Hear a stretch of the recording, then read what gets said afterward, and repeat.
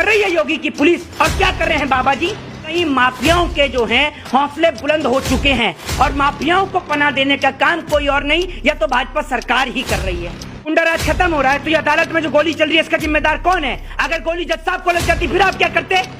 इससे पहले एडवोकेट लगातार एडवोकेट प्रोटेक्शन एक्ट की मांग कर रहे हैं, ना तो आप एडवोकेट प्रोटेक्शन एक्ट लेकर आए अभी तक। इस मुझे बताइए कि वो गोली किसी वकील को लग जाती फिर क्या होता, या माननीय न्यायाधीश महोदय को लग जाती तो क्या होता? कौन होता उसका जिम्मेदार?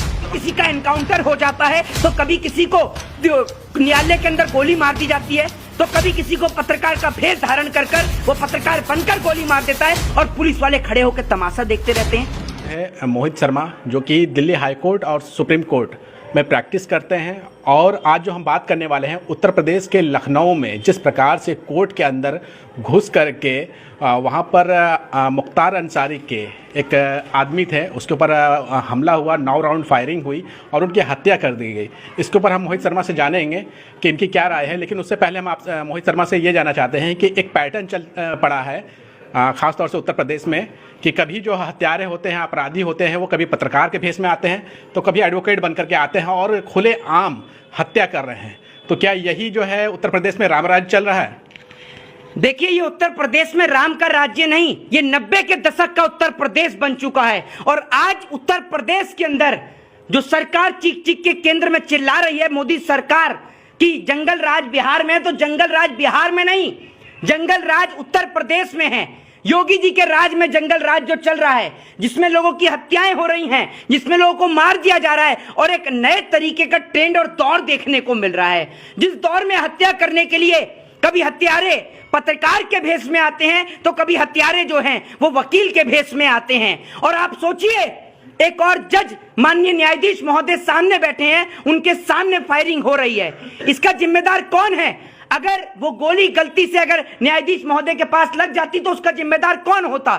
जरा इस सवाल का मुझे आप जवाब दीजिए। दूसरी बात ये, उत्तर प्रदेश की कानून व्यवस्था चरमरा गई है, उत्तर प्रदेश के हालात बेहाल हैं। उत्तर प्रदेश के अंदर जिस तरीके से वापस से चोर डकैत लुटेरों का शासन स्थापित हो चुका है, गुंडे और माफिया उत्तर प्रदेश में एक्टिव हो चुके हैं और इतने एक्टिव हो चुके हैं कि जो न्याय की जगह है, जो जगह अदालत है, उस जगह पर भी घुस के गुंडे जो है वो गोली चलाने का काम कर रहे हैं। और अपराधियों के जो हौसले हैं वो ऐसे ही नहीं रुकते हैं। आप ये सोचिए, अपराधियों के हौसले इतने बुलंद हैं कि अपराधी अदालत में जज साहब के सामने फायरिंग करते हैं। और जो कि जिसका नाम, जिसकी हत्या हुई है, जिसका नाम एक जीवा है, संजीव जिसका नाम, उसका नाम है जी, आप सोच के देखिए, उसकी हत्या हो गई। मैं ये कह रहा हूं कि अगर लोगों की हत्या ऐसे ही होती रही तो कोर्ट की जरूरत क्या है इस देश में, न्यायपालिका की जरूरत क्या है? और जो लोग उत्तर प्रदेश में बाबा के बुलडोजर की बात करते हैं, भैया ये बताएं कि बाबा जी कौन सा दूध के धुले हैं? बाबा जी भी तो यही थे। अगर को कल को राम रहीम हो या आसाराम हो या तमाम तरीके के लोग हों जो जेलों के अंदर बंद हैं, या कोई बड़ा अपराधी है, वो अपना नाम बदलकर अगर साधु और महात्मा का नाम रख ले तो साधु और महात्मा थोड़ी हो जाता है। उनका नाम अजय सिंह बिष्ट था, बाद में उन्होंने अपना नाम योगी आदित्यनाथ रख लिया। एक बात खत्म कर दिया ना, ये गुंडाराज खत्म हो रहा है तो ये अदालत में जो गोली चल रही है इसका जिम्मेदार कौन है? अगर गोली जज साहब को लग जाती फिर आप क्या करते? इससे पहले एडवोकेट लगातार एडवोकेट प्रोटेक्शन एक्ट की मांग कर रहे हैं, ना तो आप एडवोकेट प्रोटेक्शन एक्ट लेकर आए अभी तक। इससे पहले जो वकील है उसकी हत्या हो गई। अगर आप मुझे बताइए कि वो गोली किसी वकील को लग जाती फिर क्या होता, या माननीय न्यायाधीश महोदय को लग जाती तो क्या होता? कौन होता उसका जिम्मेदार? सवाल तो प्रशासन के ऊपर भी खड़े हो रहे हैं ना कि कोर्ट परिसर में कोई हथियार लेके कैसे घुस जा रहा है। मैं आपको बता तो रहा हूं कि उत्तर प्रदेश की जो पुलिस व्यवस्था है वो चरमरा गई है। और पुलिस व्यवस्था की तो आप देख ही रहे हैं, पुलिस व्यवस्था वाले, उत्तर प्रदेश वाले पुलिस वाले तो वीडियोग्राफी करने से और वीडियो बनाने से ही फुर्सत नहीं है। उत्तर प्रदेश के अंदर कभी कोई व्यक्ति टंकी से आत्महत्या कर लेता है तो उत्तर प्रदेश के अंदर कोई व्यक्ति जो लंगड़ा के चलता है वो भागने लगता है। बड़ी चौंकाने वाली चीजें सामने आती हैं उत्तर प्रदेश में।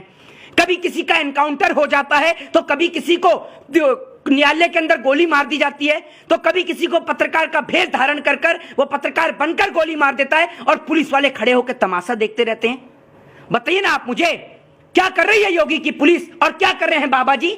बाबा जी जगह जगह जाके सिर्फ चुनावी प्रचार ही करेंगे या उत्तर प्रदेश के अंदर आप बहन बेटियों की इज्जत और आबरू को भी बचाएंगे, लोगों को भी बचाने का काम करेंगे? जिस दिन आपने देखा होगा कि जिस दिन अतीक अहमद की हत्या होती है उसके कुछ दिन बाद ही, आप ये सोचिए अगले दिन ही, नेक्स्ट डे, वहां पर इलाहाबाद के अंदर एक और हत्या हो जाती है, उत्तर प्रदेश में एक और हत्या हो जाती है।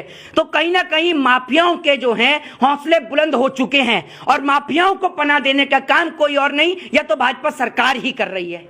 मुझे तो ऐसा लगता है। आप ऐसा कैसे बोल सकते हैं? मैं इसलिए ऐसा कह सकता हूं क्योंकि आप ये देखिए, बलात्कारी कुलदीप सिंह सेंगर किसकी पार्टी का था? देखिए ना, आप रिकॉर्ड उठाकर देखिए। और सरकार कार्रवाई क्यों नहीं कर रही है? न्यायपालिका के अंदर, न्याय का जो परिसर है, क्या उत्तर प्रदेश की पुलिस या उत्तर प्रदेश की कानून व्यवस्था या उत्तर प्रदेश की सरकार लोगों के मन में डर बैठाना चाहती है? सरकार का डर बैठाना चाहती है कि सरकार कैसे गोलियां पड़वा चलवा रही है? ये बताइए ना। कभी सरकार की कस्टडी के अंदर एक व्यक्ति जो है, आप देखते हैं कि पुलिस कस्टडी के अंदर वो टंकी से लटक के आत्महत्या कर लेता है।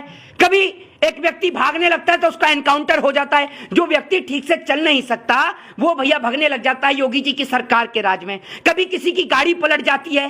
तो ये क्या हो रहा है उत्तर प्रदेश में? मैं कहता हूं कि बिल्कुल, अगर कोई अपराधी है, अपराधी को सजा मिले।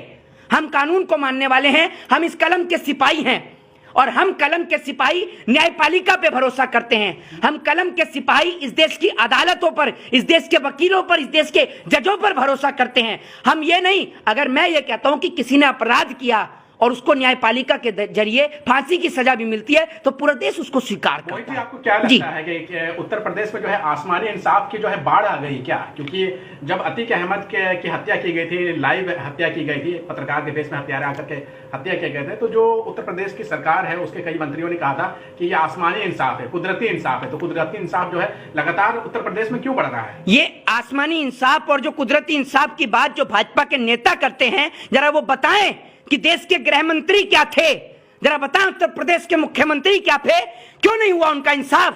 क्यों नहीं हुआ इंसाफ? जरा बताइए। बलात्कारी बेटी की इज्जत लूटने वाला कुलदीप सिंह सेंगर कौन था? जरा बताइए, क्यों नहीं हुआ उसका इंसाफ? दीजिए ना आप इस सवाल का जवाब। आप ये बात बोल रहे हैं अगर आसमानी इंसाफ हो रहा है तो अदालतों पर ताला लगा दीजिए ना।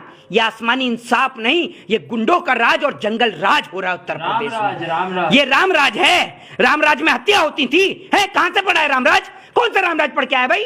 बताओ कौन सा रामराज है? बताइए ना, कौन सी हत्या हुई राम के राज में? बाबा का ठोको पॉलिसी है। तो बाबा काहे नहीं ठोक रहे हैं बलात्कारियों को? बाबा काहे जेल में रखा है? बाबा की ठोको पॉलिसी चलेगी तो बाबा ने काहे अदालत बना रखी है? काहे बन रही है ये पुलिस स्टेशन? काहे बना रहे? कचहरी बंद कर दो, कचहरी पर ताला लगा दो। बाबा का बुलडोजर राज और बाबा का जंगल राज यही चलेगा आपका। आप और आपके बाबा अपने घर जाइए। ये देश संविधान से चलेगा। आप मानते होंगे बाबा को? इस देश में एक ही बाबा को माना जाता है, बाबा साहब भीमराव अंबेडकर, और किसी बाबा को हम नहीं जानते, ना हम जानना चाहते हैं। हमारी नजर में इस देश का एक ही बाबा है, बाबा साहब भीमराव अंबेडकर, और उन्हीं के संविधान से ये देश चलेगा। आप होंगे मुसलमान या आप होंगे हिंदू, लेकिन इस देश जो चलेगा, ये चलेगा ना तो कुरान से चलेगा, ना ये देश महाभारत और रामायण और गीता से चलेगा। ये देश चलेगा तो सिर्फ संविधान से चलेगा, और संविधान की तौहीन करने वाले को कोई हक, कोई अधिकार नहीं है इस देश में रहने का, याद रखिएगा। अगर आपको इस देश के संविधान से कोई आपत्ति है, तकलीफ है, तो देश छोड़कर जा सकते हैं।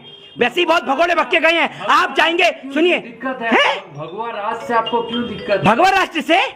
भगवा राष्ट्र से आपको संविधान राष्ट्र से क्या तकलीफ है? ये बताइए, आपको तकलीफ क्या है? आप देश में, आपको पता है संविधान की तौहीन करना एक कानून अपराध है, आप संविधान की तौहीन करेंगे? हैं? संविधान राष्ट्र आपको क्या आपत्ति है? बताइए। दावा तो ये किया जा रहा है कि उत्तर प्रदेश में जितने भी माफियाज हैं, जितने भी गुंडे मवाली हैं, वो उत्तर प्रदेश छोड़ करके चले गए हैं या फिर सरेंडर कर दे थाने में जाकर। भैया, उत्तर प्रदेश के जितने भी माफिया हैं और तमाम जगह के जितने भी माफिया हैं और जितने भी चोर डकैत हैं, वो सब भाजपा ही शरण में है। सबके सब भाजपा की शरण में आ चुके हैं, ये आप समझ लीजिए। क्योंकि अगर कोई जिसने चोरी करी है, भ्रष्टाचार किया, सब भ्रष्टाचारी भाजपा की गोद में बैठे हुए हैं। आप देख लीजिए शुभेंदु अधिकारी को उठाकर, आप देख लीजिए उठाकर हेमंत बिस्वा शर्मा को। जितने भी करप्टेड लोग हैं, जितने भी गुंडे और बदमाश लोग हैं, वो सब आज के दौर में भाजपा ज्वाइन कर चुके हैं। ये बात पूरे देश को समझनी चाहिए और सोचनी चाहिए। और मैं आज यही कहूंगा कि आज उत्तर प्रदेश में पूरी तरीके से जंगल राज स्थापित हो चुका है। जय हिंद, जय भारत, वंदे मातरम।